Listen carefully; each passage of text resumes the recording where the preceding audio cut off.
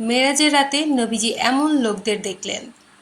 নবীজি সাল্লাল্লাহু আলাইহি সাল্লাম বলেন, আমি জিবরাইল আলাইহিস সালাম, মিকাইল আলাইহিস সালাম চলতে চলতে একটি রক্ত নদীর পাড়ে পৌঁছালাম। নদীর মাঝে এক লোক দাঁড়িয়ে আছে। তীরে দাঁড়িয়ে আছে আর একজন। তার কাছে কিছু পাথর আছে। নদীর ভেতরের লোকটি তীরে এসে যখনই উঠে পড়ার চেষ্টা করে, তখনই তীরের লোকটি তার মুখ বরাবর পাথর ছুঁড়ে তাকে আগের জায়গায় ফিরিয়ে দেয়। যতবার উঠার জন্য অগ্রসর হচ্ছে, ততবারই মুখের উপর পাথর ছুঁড়ে পূর্বের জায়গায় ফিরিয়ে দিচ্ছে। আমি বললাম, এ কে? জিবরাইল আলাইহিস সালাম ও মিকাইল আলাইহিস সালাম উত্তর দিলেন, নদীর ভেতরের লোকটি একজন সুদখোর। বুখারী 2085।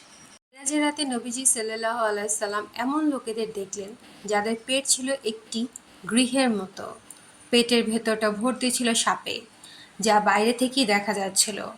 প্রশ্ন করা হলে জিবরাইল আলাইহিস সালাম জানালেন, এরা সুদখোর।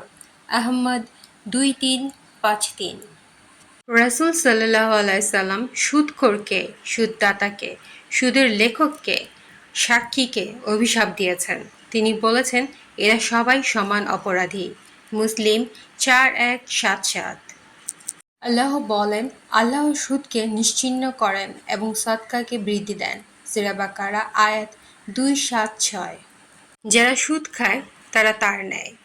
কবর থেকে উঠবে যাকে শয়তান স্পর্শ করে পাগল বানিয়ে দেয়।